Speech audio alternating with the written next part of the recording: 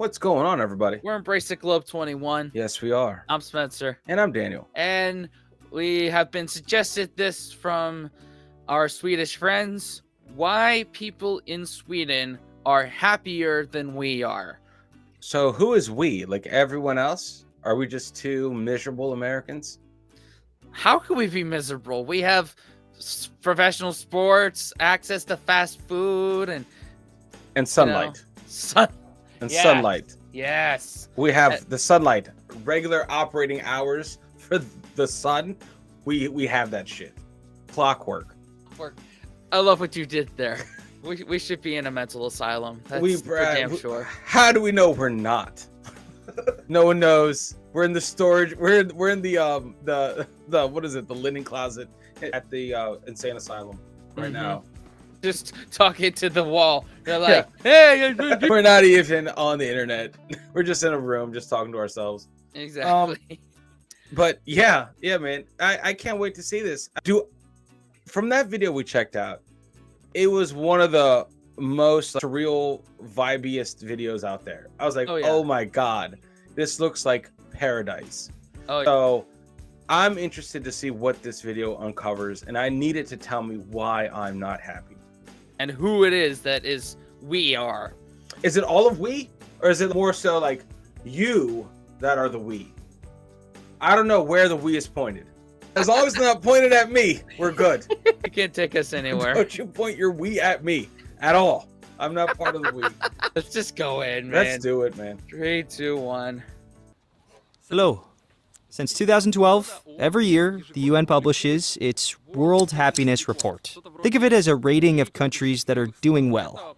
It's serious research, powered by data from the Gallup World Poll. They calculate GDP, level of corruption, life expectancy, freedom of speech, and much, much more. This is the 2020 report. If Finland, Denmark, Sweden, Iceland, Norway, Netherlands, Sweden, New Zealand, Luxembourg, and Austria. Wow, look at that. Look at that. New Zealand is one of those that's not like the other. Everywhere else is Europe. Yeah. Out there. And it's 100%. And then fucking New Zealand doing its own shit out there. I don't even know if it's even fucking real. You know what I mean? But it's out there. You know? Doing its own thing. I mean, they didn't come out when we put out Geography Now New Zealand for their February 6th. So no, those are Australians that watch that. Yeah. Like no one from New Zealand is plugged in, so that's probably why they're happier. I don't even know how they got data on New Zealanders. So yep, pretty much. Let's check this out, man. Yeah. God. If we take out the obvious participant, Switzerland, we're left with pretty much all Scandinavian countries leading the poll. And this order basically never changes. I'm sure a lot of you are thinking that's because these countries are super rich, and therefore they're obviously doing well. Well, yes and no. If you look at the GDP of Kuwait, the UAE, and even Singapore, it's a lot higher than what these guys have. But still, people seem to be happier in Finland or Norway. I guess there's some secret component to it all, and I've decided to find it. Find it? Yeah. First of all, that's going to bother the hell out of me that, it's an English. I'll appreciate that it's an English translation, but the fact that it's not synced up with this dude speaking probably Swedish. I don't know where he's from, but I'm understanding who the we are. He's addressing the globe. Yeah, the globe, the non-Nordic countries. Correct. Yeah, definitely. Yeah. So okay, fine. Let's listen to this. I'll allow it. Yeah. Why the hell not? In Sweden. Yeah, it's not the happiest country on the list, but it has a serious advantage. It's the only country in the EU that didn't have a lockdown, which means their way of life didn't change in 2020. Sweden serves as a good reflection of all the Scandinavian countries put together.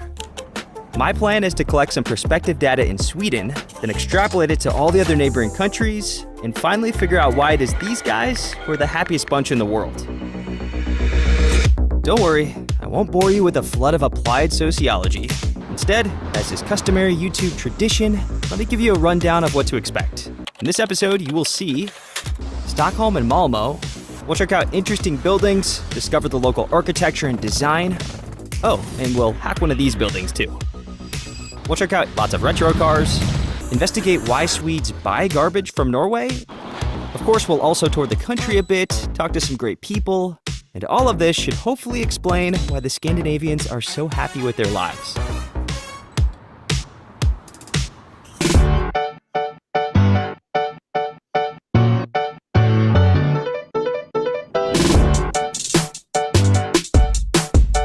We begin in Stockholm. A city of cyclists, a peculiar underground that is often called the biggest art gallery, and of course, the Nobel Prize, presented in this building. I don't want to dive into Stockholm just yet, but just let me give you a quick taste.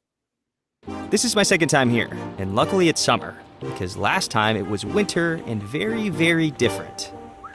Scandinavian winters can be magical, which is what the North was like. But as for cities, well, they aren't great in the winter.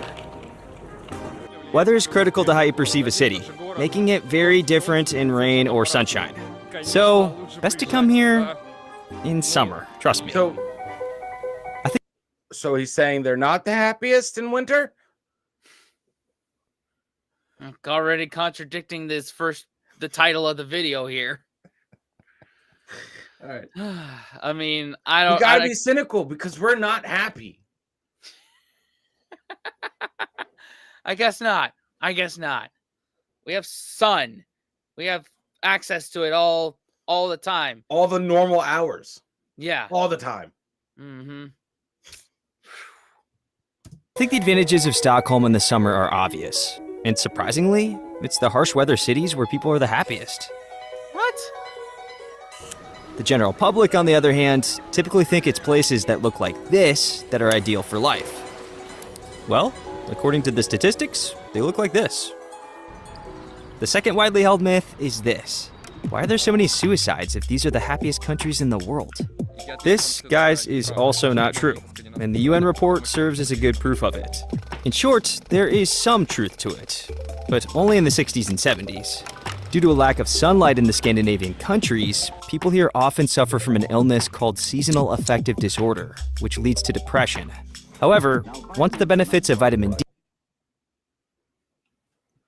Did you catch the acronym for that?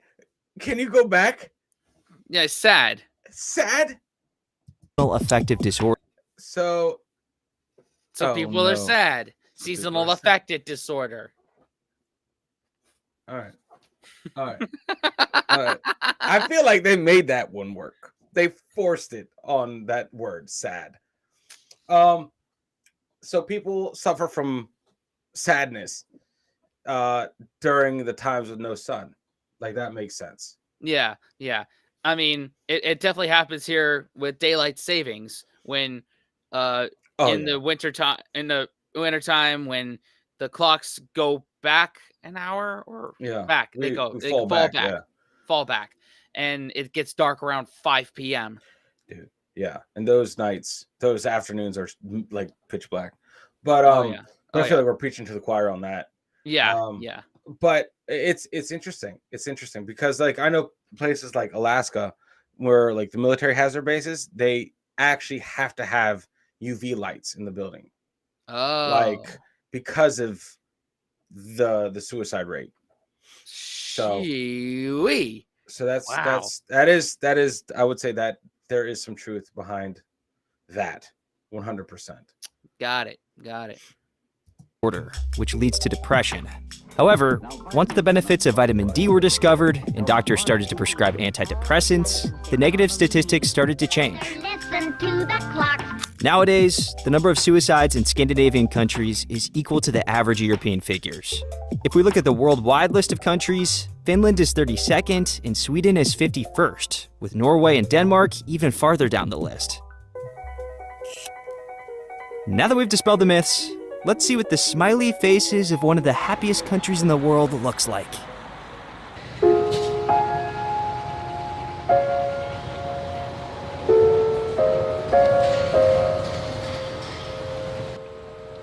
My first impression, these guys don't look that happy. It's definitely not the typical dolce vita in Italy or Spain, where people start their mornings with a glass of wine. Если швед счастлив, то ты не видишь в лицо. Потому что я сейчас метро поехал, и все вот так сидят. I guess this serves as a key to understanding the local satisfaction with life. And in order to really understand the Swedes and learn their lifestyle, I need to introduce you to a local term. It's called logom, which stands for moderate, adequate, and just right. This is the quintessential Swedish behavior, a philosophy of life. And it means that everything in life must be moderate. There are even a bunch of books on this that describe all aspects of life, from health and emotions to your social behavior. Put another way, the word is defined as a sort of balance and equilibrium. Diving deeper still, it's about saying no to things you don't need and not showing off. It's the search for the perfect balance. Swedes seek out balance in everything: the work-life balance, savings, their attitude to fashion, the home, and much more. So let's figure out how it correlates with happiness and how we can employ this in our everyday lives. Okay, so they find balance in everything and they don't show off. Well, happiness is a what defines happiness. Like that's the thing. You have to define happiness in order to get to, are they happy or not? Because my happiness is different than yours. Right. We all have different definitions of happiness. Yeah, like what I would call happiness, some people would call insanity. Yeah. And so it's like you got to find that middle ground, and I think that's what it is. Their definition of happiness is logom, or lago, or whatever that is. Yeah, moderation. Moderation. So they live moderate, and then they can. Okay, I'm having it being formulated. It is very early for me to just start those wheels turning. Yeah. But I think I know where this is going, so I'm excited. Yeah, I'm with you there. Yeah. We begin with society at large. These countries are known by their middle class, relatively equal income, but most importantly, the attitude people have towards each other. И суть в том, как я понимаю, что никто не лучше, никто не хуже. Вот все где-то в золотой серединке, скажем так. Никто не выпендривается, да, и таких не любят. In other words, modesty means happiness. Showing off and wearing things like extravagant diamond watches is all very foreign to the Swedes. You just don't show your supremacy, since it might cause discomfort to other people.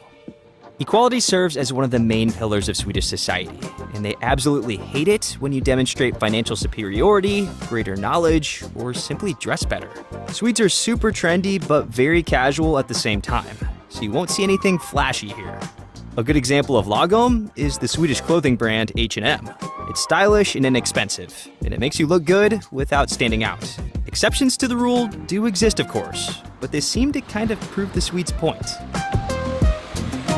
The same goes for vehicles, as throughout my trip, I only saw a few number of fancy cars, although I feel that those were probably the foreigners. In general, people here tend to choose more standard cars, while some prefer bikes instead.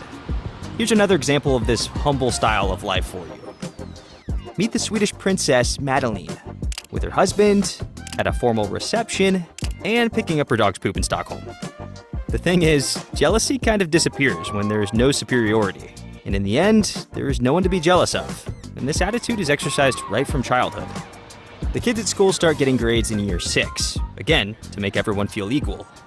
All in all, I'd say the qualities that the Swedish society has really taken to are equality and modesty. Now, let's talk about work. All right. I So, like that. yeah, everyone, we're all the same around here. That's the attitude. Like there's no okay, like showboating didn't take off. Like they were quick to quell that. Whereas I would say we have a lot of media that promotes that. Oh yeah. Like we got certain, I would say certain pop and rap songs that put those artists on like a platform to be someone to look up to because of what they've attained materialistically. Right. So the populace would not listen to that. That is not their style. You know what I mean? Mhm. Like modesty. modesty. So when you have everyone the same, there's nothing to be jealous of. Or at Right. least it looks like it. You Yeah. know, and that's, hey man, that's kind of like our mantra, man. You make your big moves in silence, you don't boast. Right, exactly. And it's like, and also another equivalent of us in the States with something, you know, big and bolsterous is probably keeping up with the Kardashians or the Yeah. Real Housewives or, you know, things like that on TV that promote a, you know, living the American dream, which is making a bunch of money and living in the Hamptons or the Beverly Hills. Yeah. So Yeah. okay. So their whole society has not let it spiral out of control. Yeah. Yeah. Okay. That's a good way to put it. Work. All jobs in Sweden come with additional benefits, and, as it turns out, it is quite difficult to get fired here. Потому что если тебя хотят уволить, то это должны быть очень объективные причины, почему тебя должны уволить. Есть профсоюзы, которые тебя будут отстаивать.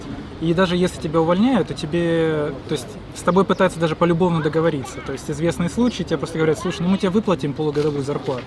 Ну уйди, пожалуйста. Ну пожалуйста. Мне еще говорили, что чем раньше ты пришел работать на фирму, тем сложнее уволить тебя по сравнению с тем, кто пришел позже тебя. This is the first. Wow. So there's actually a better work culture, stuff that we should strive for in the States. Huh. Yeah. Hell yeah. Like, That's the way it should be. Like, you give your time to a company, you should start becoming invaluable to that company. yeah. You know? But then, I mean, a company shouldn't hire you if you're a piece of shit. Right. Yeah. It's the old adage of, like, the old way of thinking here in the States is, you know, stay with a company and you'll get raises, you'll get a good pension, you'll be valued, and, you know, unions will have your back, but it's not that way anymore. No. So It's that's the old way. That's the way it was a long time ago. yeah. The new way is more, you know, stay at a job 2, 3, 4 years and then quit and go somewhere else and get a higher raise. That's how you move up, is quitting. Yep. Yeah. Yep. Basically. You basically have to F them before they F you. Yeah, exactly. Perfect. First in, last out system. If you, my friend, stay at the same company for a long time, you practically become invincible. Sweden is extremely people-oriented. Here, you get free education. Healthcare isn't completely free, but it's inexpensive. You might be wondering, there's gotta be some catch to this too-good-to-be-true scenario. And it's the taxes. Taxes here are some of the highest in the world. Some folks' income taxes are as high as 56%. Oh my God. In the end, these immense taxes may appear to be a downside, but they seem to be at least one reason the Swedes are so happy with their lives. Allow me to explain. It's all about the progressive tax rate, which we'll now learn more of thanks to Stas and Marina, who live in Malmo. Как я это понимаю, больше получаешь, больше платишь. У нас даже был момент, мы там прыгали в зарплате, и в какой-то момент Марина на бумаге получала на 1000 евро, скажем, больше, в общем, я на 1000 меньше, но мы получали на руки одинаковую сумму, потому что... похожую. Ну да, похожую сумму, потому что она зашла за какой-то порог, там следующий трэш-холд, и там вырастает, получается, налог там по 5, по 10%. То есть больше получаешь, больше платишь. Иногда бывает, что тебе, в принципе, нет смысла зарабатывать больше, да? Ну да, но это как-то все с этой системой логом здесь, когда тебе должно быть достаточно. One thing that these progressive rates do is discourage you from working overtime, as every additional hour results in more taxes, both for you and your employer, meaning that it's not more profitable to work a lot. This kind of levels the rat race, where you work non-stop in order to earn more, completely changing your perception of money. And just as the American money-making model can be parodied by the phrase, get rich or die trying, Scandinavians are all about logom. Why spend your life chasing millions that you won't even be able to spend when you can earn a sufficient amount and enjoy some free time? This is where the idea of balance swiftly comes into play. A work-life Okay. All right. That's interesting, because those are two definitely different mindsets about money. Yeah. It's like definitely for us down in the working classes, like, there's very little way of, you know, finding the balance, or at least getting to middle class. And that's probably why we're sold the idea of the American dream of, big, luxurious, make a lot of money and, F anybody that doesn't make Yeah. that much money. Yeah. Well, I mean, what happens is there's, at least over here, at least the way I think, it's like you hustle, you grind, you make everything you make, right? Mhm. But over there you hustle and you grind and the payout isn't worth it because you get destroyed come tax season. Yeah. So it's like that motivation is taken. So it's like you're not going to put in the extra hours, the overtime, the burning the midnight oil for making someone else rich. Right. It's kind of like, okay, we did our time. Everyone's happy with what we did. Normal work day and dip. Yeah. There's no benefit to going above and beyond. Yeah. Yeah. And it's good that it's like very people oriented, like they said. Like, No. money isn't the biggest motivation of all time. Like, you get to be pretty happy, with decent income. Well, yeah, I like mean, that. I would say it definitely and also that plays hand in hand with the cultural side of it. It's like you're not wanting something that someone else has. You're Right. not like trying to attain the fancy cars and the whatevers. You're like, I'm happy with what I got. This Yeah. is me right here. This is my zone, and I'm content with that. Yeah. I don't need to strive to be more than what I am right now. Yeah. Kind of thing. There's a whole lot of jealousy in this country. Oh yeah. Like, no matter, I've lived in rural areas, like lower income areas, and I've lived in higher income areas. The amount of jealousy in both areas is second to none. Yeah. Yeah. Yeah. Yep. Life balance that serves as one of the pillars to local happiness. They do follow a work schedule, but never stay overtime. То есть, условно, все 8-9 пришли, в 4-5 ушли, да, там 8 часов на работе провели, а дальше это все твое свободное время на себя, на семью, на друзей. Здесь не принято перерабатывать, как у нас. Это не поощряется. Если ты там посидишь, да, там 2 часика доработаешь, нет. Тебе, скажем так, твои близкие там коллеги скажут, иди-ка ты домой. Серьезно? Лучше. Да. Это был первый совет, который мне дали, когда я пришла на работу. Сказали, здесь не так, как в Украине. Вот положено, ты там 8 часов провела в офисе, все, дальше ты уходишь. Wow. Do they work a lot in Ukraine? Like, Well, yeah. I don't know. I mean, when was this made? This is probably not recently. I said, let me see, 2 years ago, May 7th, 2021. That's when this video was made. Got it. Well, but I get what she's saying. This is not some like workhorse environment. Like, do what you got to do and then leave. Like, Yeah. that's it. Don't go above and beyond. 100%. Yeah. And this work-life balance couldn't be more different than Japan, where working overtime has become a social norm. People there sleep during their commute to work, and hundreds die on a yearly basis due to work fatigue, which has even become a separate word, karoshi. Swedes, on the other hand, are far from that. No karoshi here. Today's Friday, 4:30 on the nose, and while everyone is still hard at work in other countries, the Swedes just look at it as if it's a Saturday evening, and everybody else is still packed in their offices. It's because of this attitude to work, locals have enough free time for family, sports, and leisure, and this, of course, affects your satisfaction with life. В этой стране не разбогатеешь, но жить можно на хорошем уровне. In other words, it's the perfect balance of it all. Interestingly, this idea does not only resonate with society, but also Swedish companies and concepts that the Swedes gave to the world. Let me show you.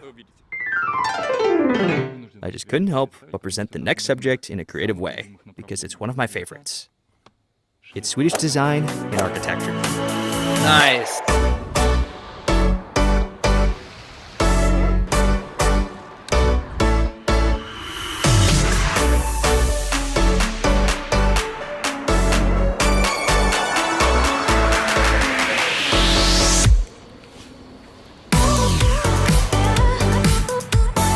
Scandinavian architectural design is one of the most popular in the world right now, and Sweden plays an important part in it, because their architecture is like a reflection of their attitude to life. Minimalistic building design, nothing over the top, no decor, and it still manages to look stunning. And the Stockholm Underground follows the same principles. The locally known tunnelbana was built inside granite rocks, and instead of decorating it, the Swedes painted the walls in bright colors. And now have one of the most unusual and memorable underground metros in the world. Wow. Functionality meets simplicity. Sweden's largest furniture manufacturer also follows these same principles. And yes, I am referring to IKEA. There are more IKEA catalogs printed every year than Bibles. They come in 29 languages, and when it comes to the IKEA decor, it's once again all about logom, as the streamlined and low-key design aims for functionality, simplicity, and durability. It's hard not to mention Ingvar Kamprad when talking about IKEA, because not only is he the founder, but it's also who the company is named after. IKEA is an acronym, which stands for the founder's first name, last name, and his place of birth. Ingvar once saw that one of his employees was detaching the legs from a table to fit into a customer's car. And that's when it hit him. From that point forward, all the company's products would be sold disassembled, which drastically decreased the logistical expenses. Kamprad was a billionaire, one of the richest people of his time, but was also known for thrift, as if he was from the year 2050. He always flew economy, made his employees use both sides of the paper, and drove around in a 15-year-old Volvo. This exact one. Apparently, there was even an incident when Ingvar wasn't allowed access to a gala to receive his Businessman of the Year award because he took the bus and security didn't recognize him. Perhaps it's quite a peculiar behavior for someone worth $50 billion, but then again, it's all about the Swedish modesty, isn't it? Oh, and let me show you a couple of buildings that caught my...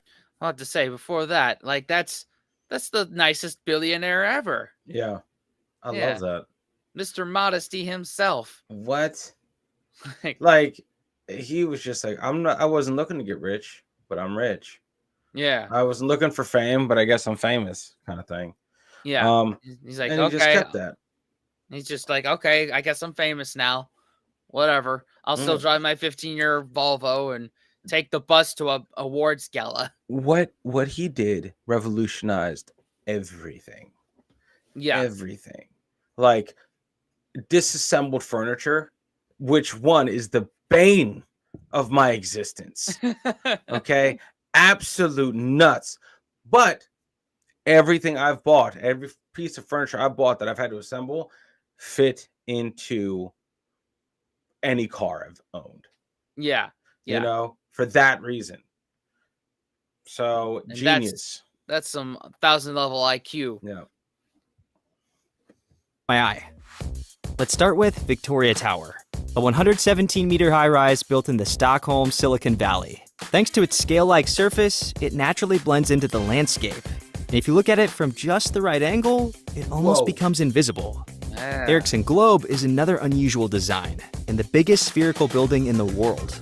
This 85-meter tall golf ball serves as a concert hall, and there's even a gondola that can take you up to the top of it. Now, this was made 2021. Was the Sphere in Las Vegas based off of this? And how does it compete? Yeah. Y'all let us know. Next is the Euphoria Mall in Malmo, which features a very futuristic-looking facade covered in golden glass.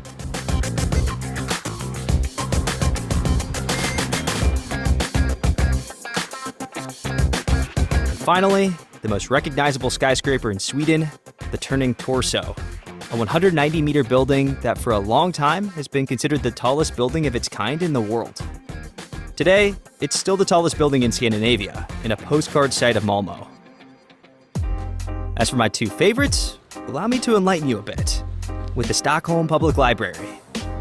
It's nearly 100 years old, but thanks to its design, it looks like it belongs amongst the modern architecture. And although I can't say that I've seen a ton of libraries around the world, this one here definitely earns the top spot on my list. Whoa. What's amazing is that anyone can go in. You don't need a library card or anything, you just go in and start getting blown away. Nice. Make sure you visit it next time you're in Stockholm. And don't forget to read too, guys. Maybe. Finally, I was excited to show you one more interesting structure. But for that, the night had to come first. Watch that tower, guys. We wait for nightfall, open our special app, and select the tower floors. Then, the fun begins. This app lets you control the color of the tower. And by combining red, green, and blue in different proportions, we can achieve any color in the entire spectrum. And here's what my amateur skills got me. Here's more, and more. I think I could spend my whole life just playing with these colors. And thankfully, the app developers limit each session to 10 minutes. Oh my What's crazy, though, is that it was launched in 2006. So it's now been 14 years that this tower has brought joy to the locals. I got quite lucky with... Wow. So That's so cool, man. Yeah. At first, my thought was, wow, that's got to get annoying for the people who live in that building or near that building. Like, just seeing it controlled all the time. And like, but knowing that you have 10-minute sessions with it, that, I guess that kind of alleviates that annoyance. And I bet I think it would be cool, man. You know, because it would always be different. It'd always be a different look. Yeah. You know? So I don't know. It's neat. That's neat. That's neat, man. Yeah. Come on. It's been 14 years that this tower has brought joy to the locals. I got quite lucky with Stockholm this time. The weather was great. I explored the city and loved it. Back in wintertime, I didn't want to risk jumping on a river ferry. But this time, here I am. And check out the process for flagging down a ferry. You put the sign down, and it's how the captain knows that you want in. Hey. Yeah, usually ferries in the States, like, they're not that customer oriented. Like, they have a set time that they come and they go, whether you're on it or not. Yep. Yeah. And seeing Stockholm from the river ferry is something you guys should definitely try.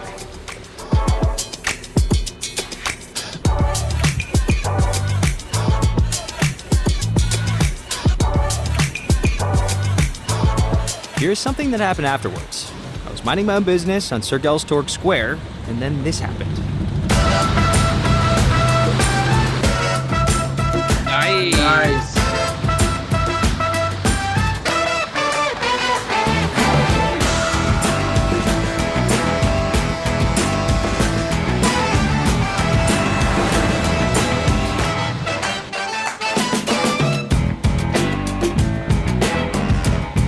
Honestly, I was surprised. It was like a vintage rally. In Sweden, guys. A place where people don't show off and drive boring cars. It feels like I'm in Las Vegas in the 70s. And where on earth did these cars come from? Turns out, Sweden is where one of the largest American classic car festivals takes place. And apparently, it even attracts the Americans themselves, who are eager to check out these beauties, all due to the fact that there are more of them here than in the US. So, these motorheads gather up on late Fridays and go for a stroll. And this is when it hit me. I decided to get a car too, so I rented one.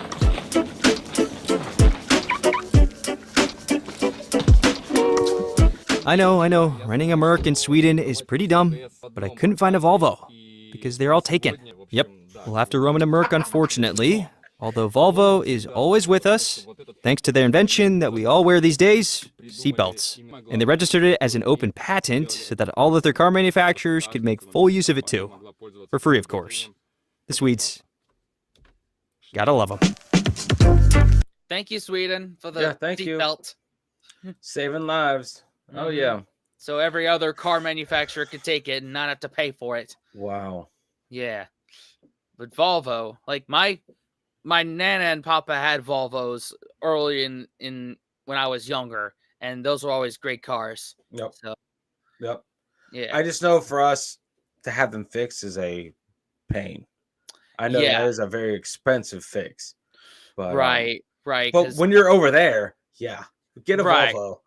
Yeah, pretty much, because foreign cars, like if they don't have a plant here in the US, like Toyota, Nissan, and Honda all have plants here in the US. So getting the cars fixed is pretty easy. Yep. Like, Yeah. Like but not with Volvo or Mercedes. No, not at all, man.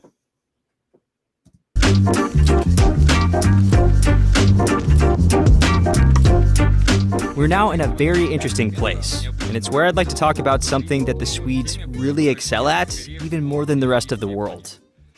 It's recycling. Try to wrap your mind around this. Sweden recycles 99% of the trash it produces, and only that last 1% ends up in the landfill. Moreover, their recycling program provides Stockholm with 40% of its electrical demands, an impressive achievement of infrastructure, given that Sweden has no oil and gas. And it's where alternative energy becomes the solution to energy-induced problems. In order to achieve such results, the government began to educate its society in the late 80s. And these days, even kindergartners have lessons on recycling. A key aspect of this education is the correct assortment of trash, which is supported by the so-called FTI stations, where glass is separated by color and aluminum, paper, and plastic have individual bins. As far as plastic goes, it's a different story of its own. And this is how the government encourages people to dispose of it properly. We go into a grocery store and pick up the most basic water bottle. The water itself costs 10 krona, but the receipt says 11 krona. This is not some organized financial crime arranged by the grocery store, but a way to make you recycle this bottle.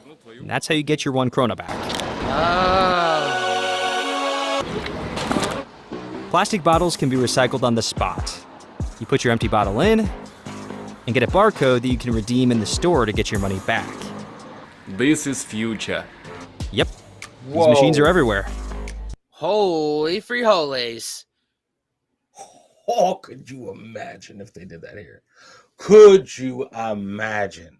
Yeah, like there are certain states where you can recycle bottles and cans and get like 5 cents or 10 cents back, but it's not everywhere. It's more the exception, not the rule.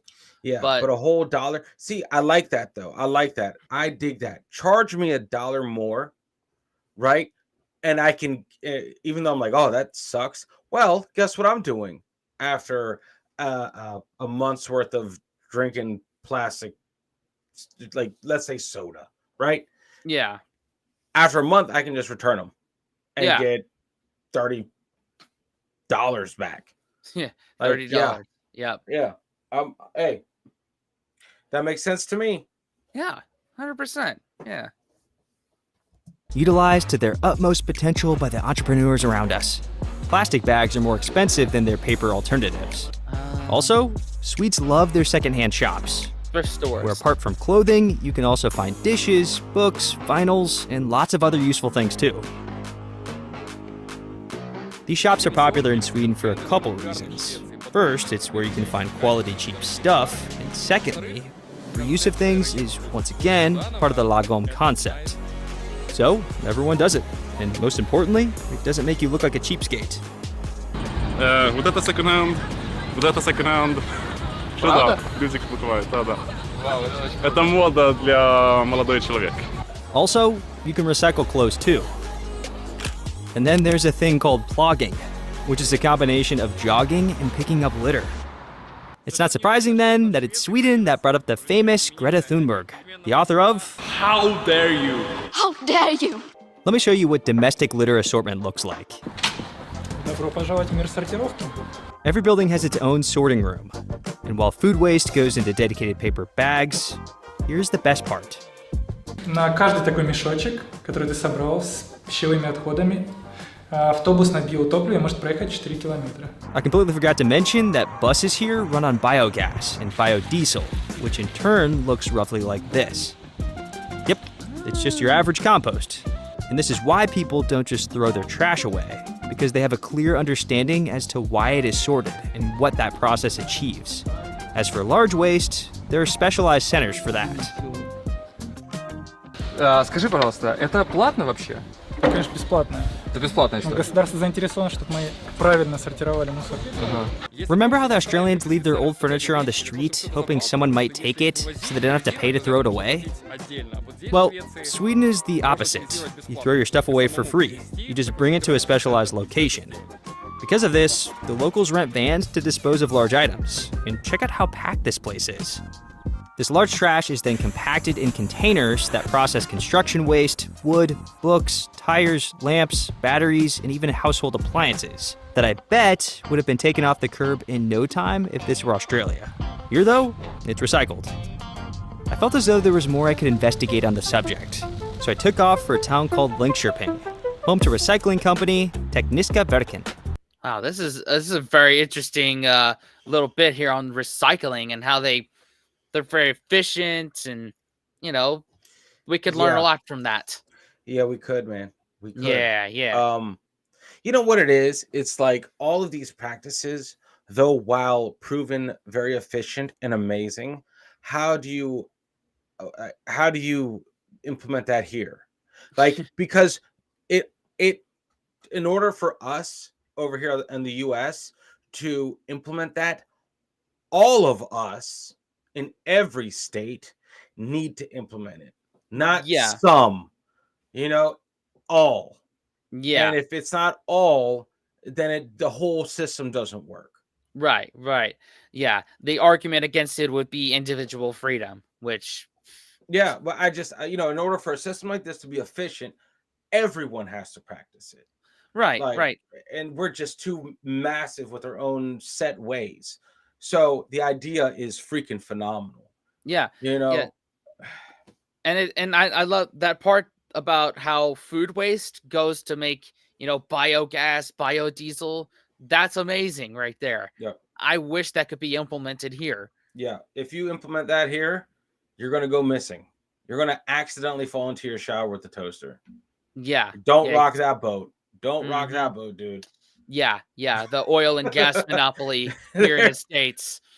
You're going to go missing 100%. That's why we bomb other countries, is to get oil and gas. Yeah. Don't rock that boat at all. That won't end well. Honestly, if you take off the pipes, it starts to look like a pretty good-looking business center.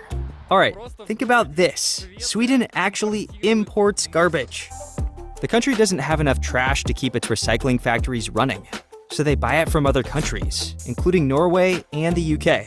It's thanks to this recycled energy that over 1 million homes get heating, and roughly 700,000 additional households get electricity. This Swedish model of recycling is called trash to treasure, and it's probably why these factories look so space age. I mean, I'd even live in one.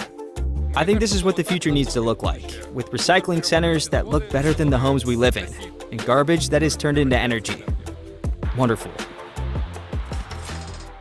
That's what I'm saying, man. Like, hell, they could probably start buying garbage from the United States. They would make a freaking fortune. And we could probably solve our budget deficit, like, by selling our garbage. Yeah, it's a beautiful idea. And I'm glad that somewhere on this earth it's implemented. Yeah. At least one place. Yeah, at least one place it's implemented, and it can be done correctly and well. But yeah, that's just a pipe dream for this country. Yeah. Not in my lifetime, not in my son's lifetime. Will we achieve that? So unfortunate.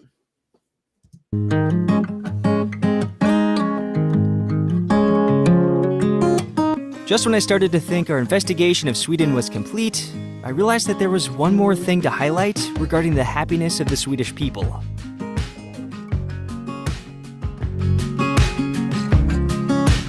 In at least one point of this episode, you heard me say that the weather wasn't great here. But when the sun comes out, which doesn't last long or happen often, the Swedes take to the forests, have a picnic, and even swim in the freezing sea. You have to have those bad weather to be happy in the good weather. This is the south of Sweden, where many have their summer houses, and it's where people go to chill and be closer to nature.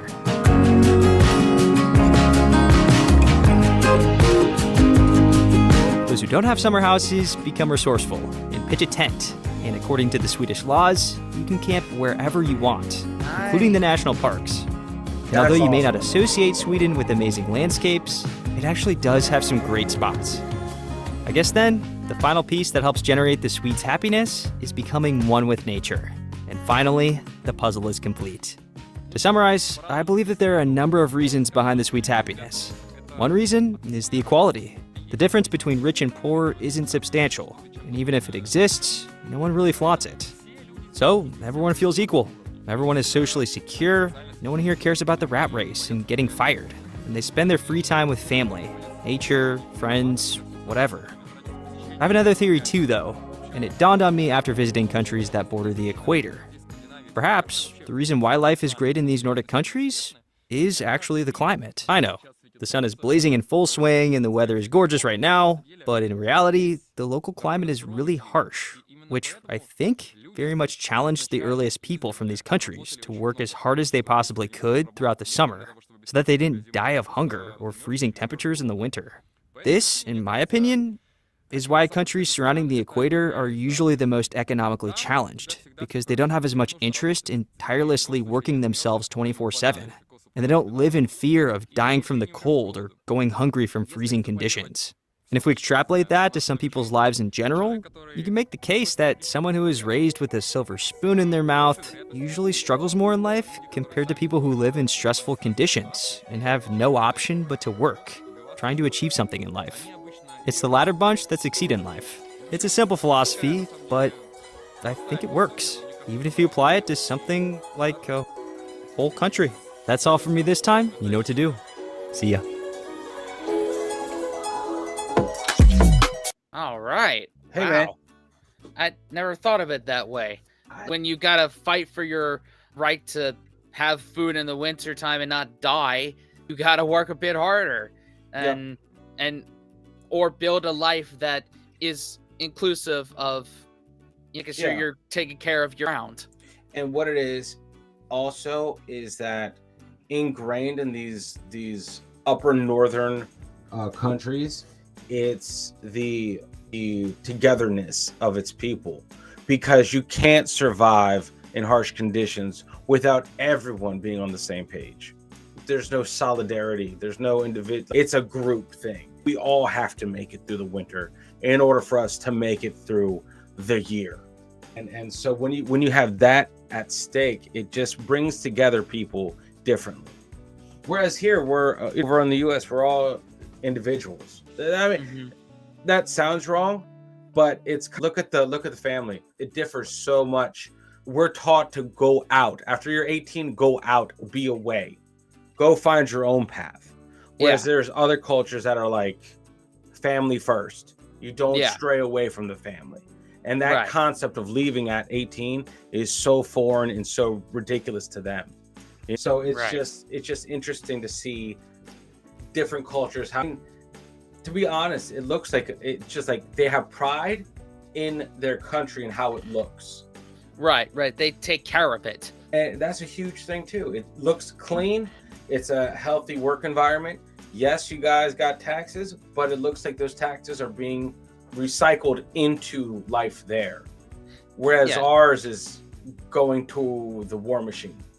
I would be happier with higher taxes if it meant that it went towards back into the country, as opposed to either backing the war machine or billionaires' pockets. And as long as it gets reinvested and there's a clear example of that, I'm not saying this is like it's perfect. Nothing ever works perfectly. Nothing. I'm sorry. But it looks like they reinvested wisely in themselves. And while it's not perfect, they've come pretty darn close. So good on them. On them for making it work. And I love that. Living within moderation. That's a very smart thing. There's no need for excess. Where that's us here's all excess. I remember thrifting only became popular in the 2010s with the whole hipster chic movement thing. But still, like, that's been kind of ruined by the trust fund kids. Very much so. But it's more of an aesthetic than a way of life. That was a great video. Well made. Yes, this guy. Name is Anton Somewhere. Drop a subscription and a like on that one. Anton Somewhere? Yeah, Anton Somewhere, the guy's channel. Hey, nice. So, it's like Steve, by the way. He mentioned that he did a video on Australia, so maybe he has more to check out. Y'all let us Hey. know if you want us to keep going with that, and maybe some more Swedish stuff too. Oh, for sure, man. Anyway, thanks for watching. Somewhere around to subscribe and watch another video. Wash your hands, scrub your toes, wipe your butt, blow your nose, embrace the globe. Unplug and do something legendary, guys. And we'll see y'all next time. Later. Fellas, we could be that mistake. Let's do this.